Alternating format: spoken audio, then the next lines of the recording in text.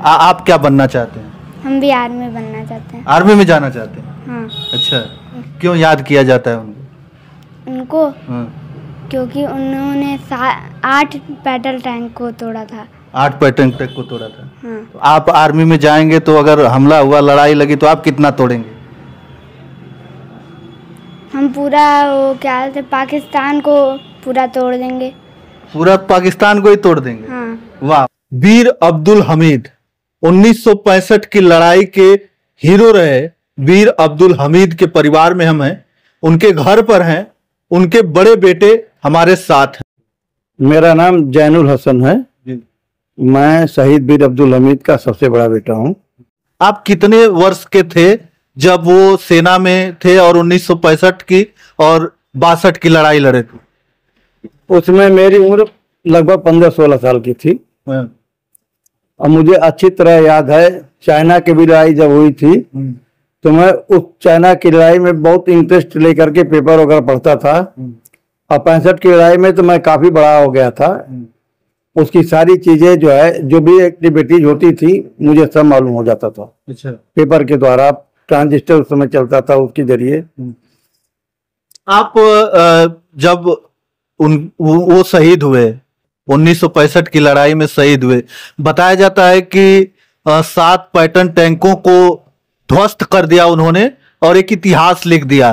पूरा जो वर्ल्ड जो है सकते में हो गया कि जिसे अमेरिका को, जिस टैंक पैटर्न टैंक पर अमेरिका को नाज था कि इसे कोई नहीं तोड़ सकता है, उसे अजय कहा जा रहा था। उसे वीर अब्दुल हमीद जैसा योद्धा जो आपके पिताजी थे, उन्होंने तोड़कर दिखा दिया।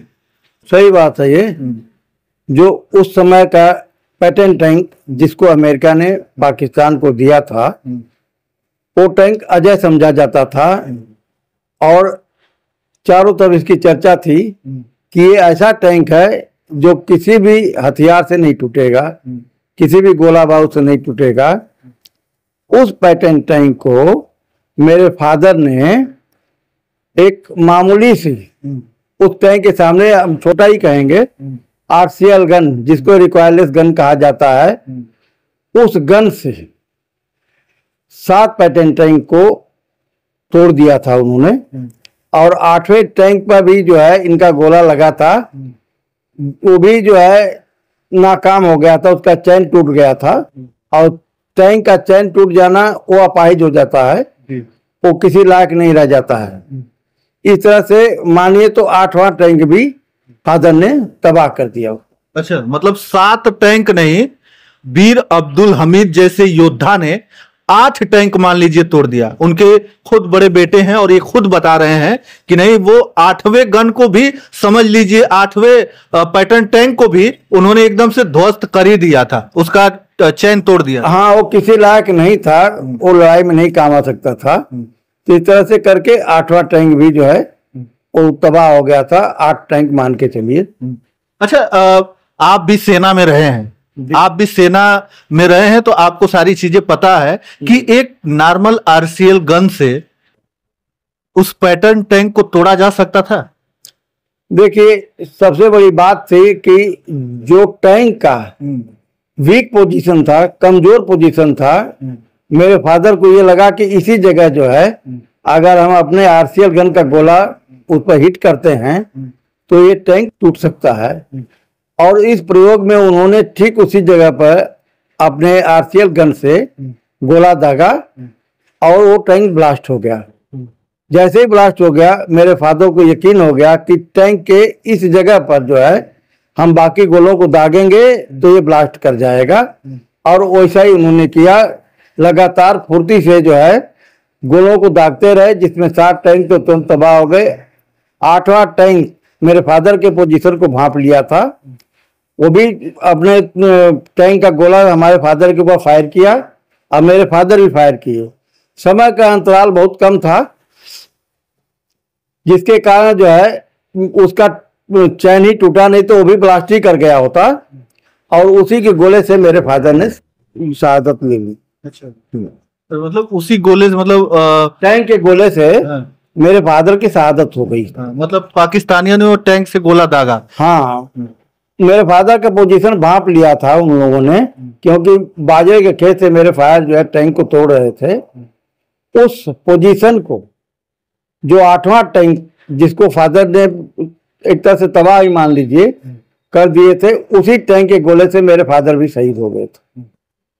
अच्छा, आपको जैसे आप जब थे पढ़ाई लिखाई करते थे उस समय आपके पिताजी आते होंगे, गांव में घूमते होंगे, लोगों को बातें बताते होंगे कि नहीं इस तरीके से सेना में होता है और ऐसे बनो, पढ़ाई लिखाई करो, तमाम सारी चीजें थी। और एक बात और कि उनका जो उनका निशाना था वो अचूक था। हाँ बिल्कुल, जब मेरे फादर छुट्टी आते थे तो ज्यादातर अपना समय हम बच्चों में ही बिताते थे। जो गांव के बच्चे हैं, हम लोग हैं, उन्हीं के साथ उनको खिलाना, दौड़ाना, फुटबॉल खेलना, हॉकी खेलना उनकी एक्टिविटीज थी। और वो बताते भी थे कि सेना में अगर कोई भी जाएगा तो उसको जंप करना पड़ेगा, दौड़ना पड़ेगा, और सारे जो एक्सरसाइज होती है वो फादर बताया करते थे और ऐसे कराते भी थे।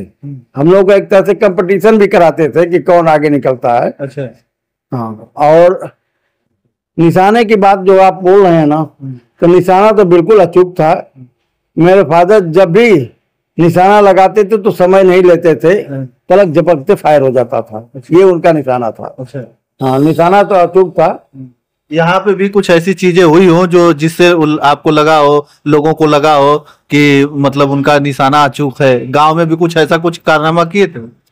हाँ, कारनामा तो हुआ था, क्योंकि गांव में एक मरखौकी चिड़ै के नाम से जाना जाता है। अच्छा। वो चिड़िया के बारे में लोग बताते हैं कि वो चिड़िया अगर किसी के घर के पास अगर आवाज करती है, अगर कोई बीमार उमार है तो लोगों को शंका होता था कि उनकी डेथ ना हो जाए। अच्छा। इसलिए लोग परेशान हो जाते थे, उसको भगाने की या मारने की कोशिश करते थे। उसी क्रम में एक यादव जी के नीम पर, बहुत बड़ा नीम का दरख्त था, उस नीम पर चिड़िया बोल रही थी बैठ करके। रात का समय था, लगभग 7-8 बज रहा था, और फादर हमारे छुट्टी आए हुए थे। और जिनके नीम पर वो बोल रही थी उनके फादर की तबीयत खराब थी। वो भागते हुए हमारे घर पर आए और हमारे पिताजी से कहे कि हमें चचा जो है ऐसी ऐसी बात हो गई है, वो चिड़िया को आप मार दीजिए क्योंकि ये असगुन है। अब मेरे फादर जो है तुरंत खाना खाने जा रहे थे, खाना छोड़ करके तुरंत जो है वो बंदूक लेकर के उस पोजीशन पर गए जहां पर चिड़िया बोल रही थी। लेकिन चिड़िया के जैसे भी हो, चिड़िया वहां से उड़ करके दूसरे दरख्त पर, नीम का दरख्त था, वो भी ऊंचाई दरख्त था, उसी पर जाके बैठ गई। और रात में आवाज दूर तक जाती है, उस चिड़िया की आवाज जब आने लगी तो उस आवाज के हिसाब से लोग जहां पर बैठी थी वहीं पर आए। और हमारे चाचा जो है एक लाइट रखते थे 3 सेल की, बहुत फोकस सही रखते थे वो चाचा हमारे। वहां पर लाइट लेके गए, पापा भी थे और वो बूढ़े लोग थे। सब लोगों ने कहा कि यहीं पर है, हमें चचा मार दीजिए।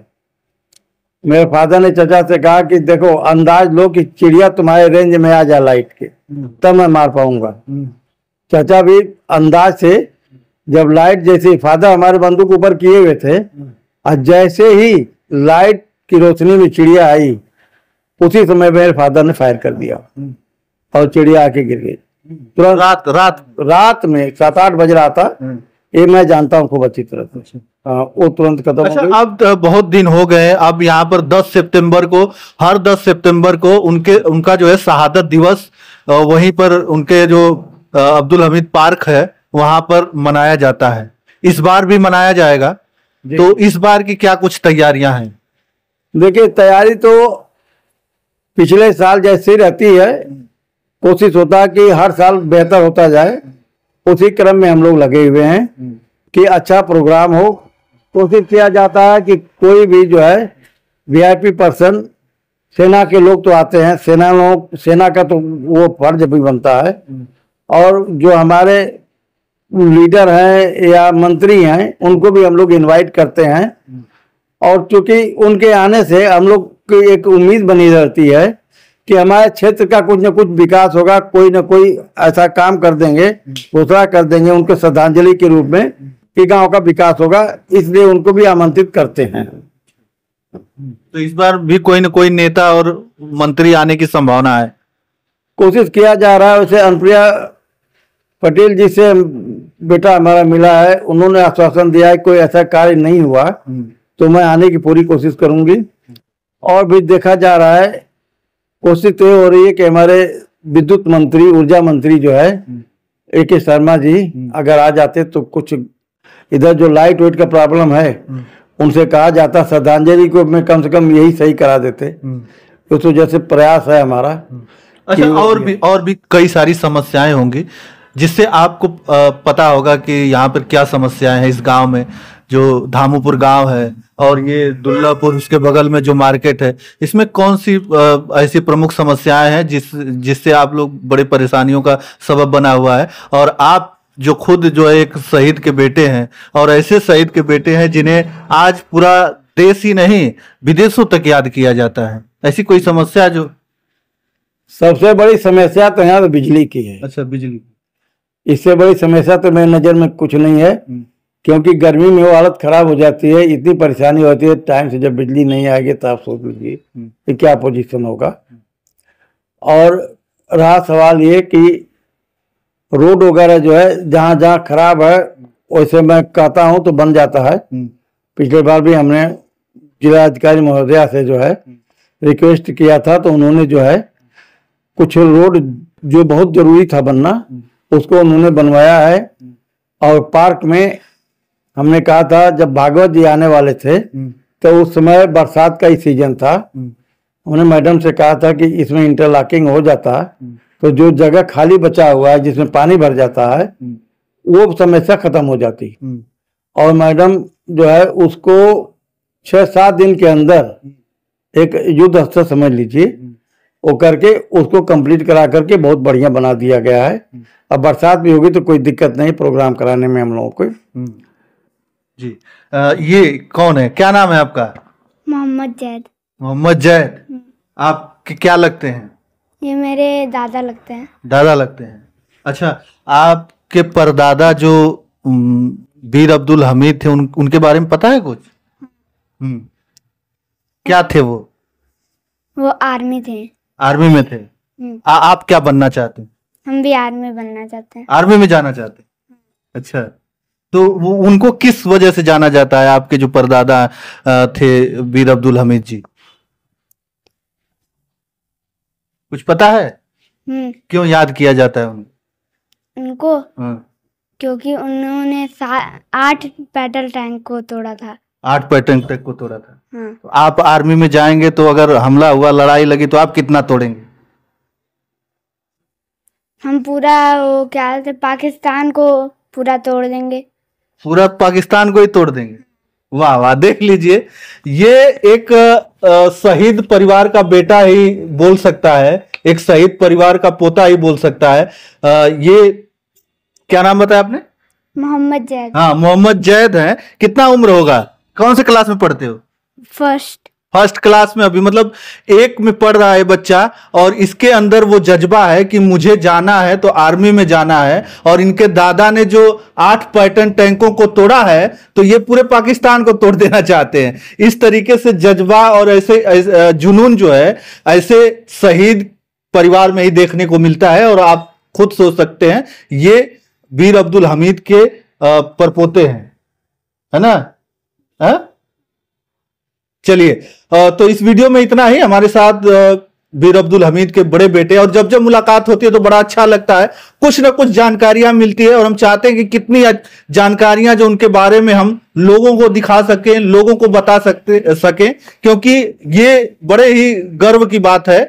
गाजीपुर का वो शेर जो अपनी जान की परवाह किए बगैर 8 पाकिस्तान टैंकों को तोड़कर अपना नाम इतिहास के पन्नों में दर्ज करा गए। और आज जो है गाजीपुर का नाम उन्हीं के नाम से जाना भी जाता है। जहां भी आप जाएंगे तो वीर अब्दुल हमीद का नाम जरूर आता है। तो आज हमसे मुलाकात हो गई, उनके बड़े बेटे थे, इनसे हम तमाम जैनुल हसन जी थे, तमाम मुद्दों पर बातें हुई। आप लोग कमेंट करके बताइएगा अगर और भी कुछ जानकारियां आप लोगों को चाहिए उनके बारे में। तो चलिए, इस वीडियो में इतना ही। धन्यवाद। जय हिंद, जय भारत।